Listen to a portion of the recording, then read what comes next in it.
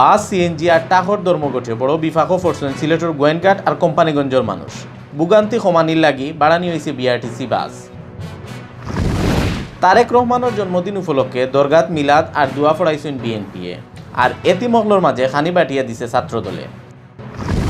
সিলেটও শেষ হয়েছে এক সপ্তাহের আয়কর মেলা।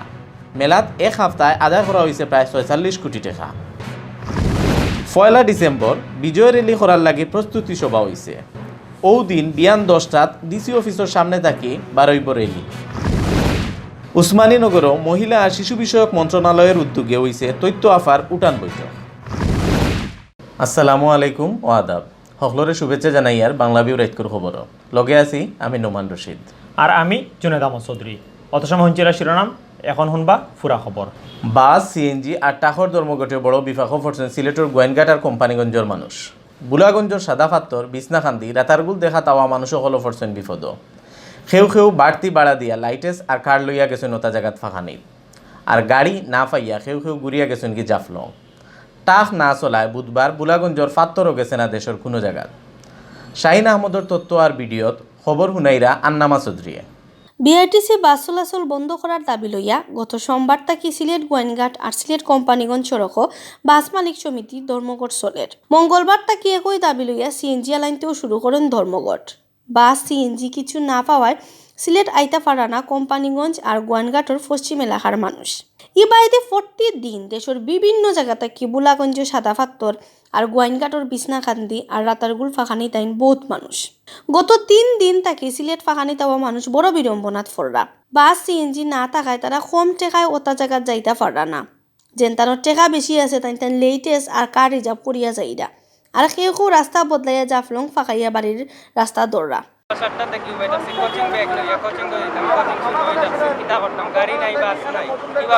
রুগী লইয়া আইসি মেডিকেল ওনে বাড়ি যাওয়ার পথে আমরা গাড়ির কুন্তা হইয়া না আমরা রুগী দেখি আরো বেশি খাইলে যার আমরা কতক্ষণ অনেকক্ষণ ধরে দাঁড়াইয়া আছি।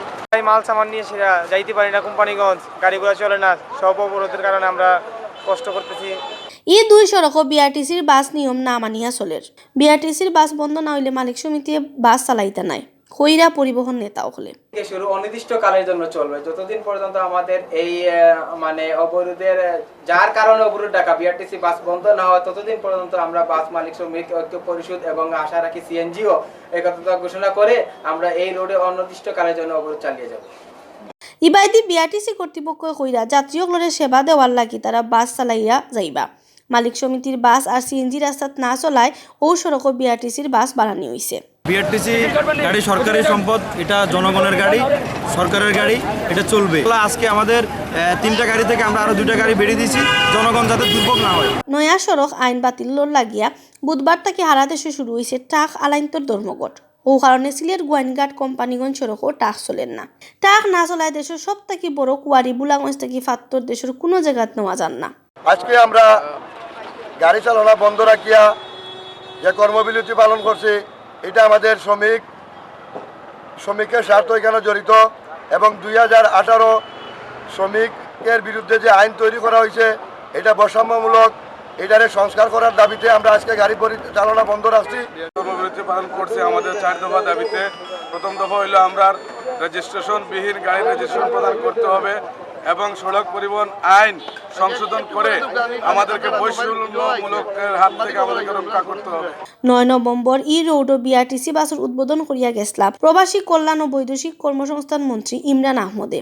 তাই কইছেন কোনো বেড়াচেরা করিয়া লাভ নাই, ই রোড ও বিআরটিসি বাস চলবো, সেও বন্ধ করতে পারতা নাই। সহ্য করব না, বিকজ বিআরটিসি বাস হলো সাধারণ মানুষকে সেবা দেওয়ার জন্য। আমি কিন্তু এখানে লাভ করার জন্য আমার কত লোক, আমি যদি 10 পয়সা বাঁচাতে পারি গরিব মানুষের জন্য, ওটাই আমার লক্ষ্য। তো এখানে কেউ বাধা দেবে না ইনশাল্লাহ। আর যদি কেউ বাধা দেয়, একটা যুক্তির ভিতরে বাধা দিতে হবে। আমি কিন্তু কারোর ব্যবসা করার জন্য আমি বিআরটিসি বন্ধ করবো, এটা কিন্তু হবে না। মানুষের ভোগান্তিটা কি বাঁচাইবার লাগিয়া প্রশাসনের উদ্যোগ নেওয়ার দাবি জানাইয়া 2 উপজেলার মাইনছে। বিএনপির ভারপ্রাপ্ত চেয়ারম্যান তারেক রহমানের জন্মদিন উপলক্ষে মিলাদ আর দোয়া পড়াইছে বিএনপি। বুধবার জোহরের নমাজ বাদে হজরত শাহজালাল রহমতুল্লাহ আল্লাহি এর মাজারও জেলা বিএনপি ই মিলাদ ফড়াইন। মিলাদও খালেদা জিয়ার জেল থেকে ছাড়া পাওয়ার লাগিও দোয়া করা হয়। ইতা ছাড়াও খালেদা জিয়া তারেক রহমানের সুস্বাস্থ্য, লম্বা হায়াত আর জিয়াউর রহমান ও আরাফাত রহমানের রুয়ার মাগফিরাত কামনা করিয়া দোয়া করা হয়।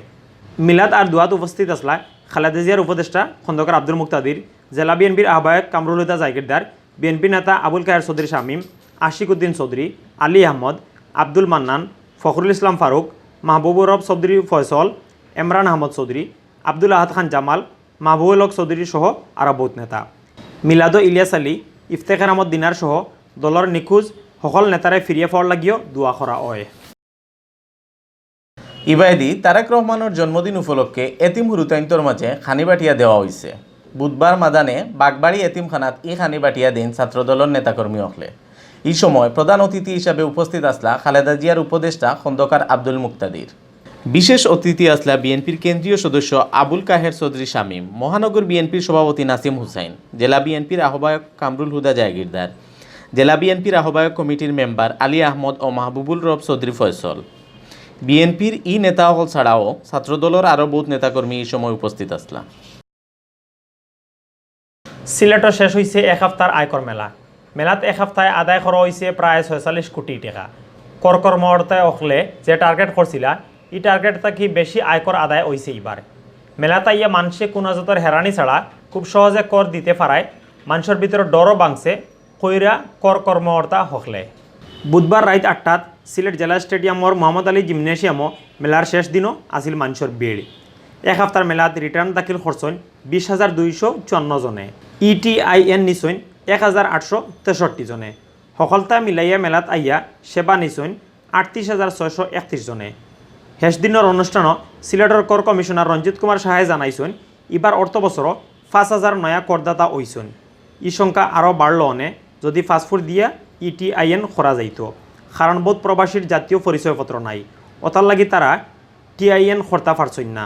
সমাপনী অনুষ্ঠানে আরও উপস্থিত আসলা অতিরিক্ত কর কমিশনার মোহাম্মদ আবু সাইদ সোহেল, যুগ্ম কর কমিশনার পঙ্কজ লাল সরকার, শাহেদ আহমদ চৌধুরী, উপকর কমিশনার কাজল সিংহ, সাদুল্লাহ আর আবু সাইদ। সামনের 1 ডিসেম্বর বিজয় র্যালি করার লাগে প্রস্তুতি সভা হয়েছে ডিসি অফিসও। ডিসির হল রুমও বুধবার বিয়ান 10টাত ই সভা হয়। সভাত কিলা ই র্যালি সুন্দর আর সফল করা যায় ওতা লইয়া পরামর্শ হয়েছে। অতিরিক্ত জেলা প্রশাসক আসলাম উদ্দিনের সভাপতিত্বে সভাত উপস্থিত আসলা আগর জেলা মুক্তিযোদ্ধা কমান্ডার সুব্রত চক্রবর্তী জুয়েল, সিলেট চেম্বারের আগর পরিচালক জিয়াউল হক জিয়া, অনলাইন প্রেস ক্লাবের সভাপতি মুহিত চৌধুরী সহ গণ্যমান্য আরও বহুত মানুষ। সামনের 1 ডিসেম্বর বিয়ান 10টাত ডিসি অফিসের সামনে থাকি বিজয় র্যালি বার করা হইব করিয়া সভাত জানানি হয়েছে। বাদে একই জায়গাত মুক্ত অধিকার সংরক্ষণ আইন কিলা বাস্তবায়ন করা যায় ওতা লইয়া আরেক সভা হয়। বাংলাদেশে ডিজিটাল বানানি লাগি বেটিনতর ফাওয়ার বাড়াইতে হইব, তারারে ডিজিটাল খামখাজর লাগি পরিচয় করাইতে হইব। বুধবার উসমানীনগর উপজেলার সাদিপুর ইউনিয়নের সংপাশা গাঁৱৰ জমির উদ্দিনের বাড়িত তথ্য আফা উঠান বৈঠক বক্তাসকলে এই কথা কইছেন। মহিলা ও শিশু বিষয়ক মন্ত্রণালয়ের উদ্যোগে ই উঠান বৈঠক প্রধান অতিথি আসলা উসমানীনগরের ইউএনও তাহমিনা আক্তার। আরও বক্তব্য রাখছেন মোহাম্মদ হাবিবুর রহমান, মোহাম্মদ আলমগীর, উপজেলা তথ্য আফা লাকিমা, নাদিয়া ইসলাম নীলিয়ে। বৈঠকে অংশ নেওয়া সকল বেটিনতরে টেকাও দেওয়া হয়েছে। অতবল দেখছেন বাংলা বিউ রাইটকুর খবর। লগে থাকার লাগি সকলের ধন্যবাদ।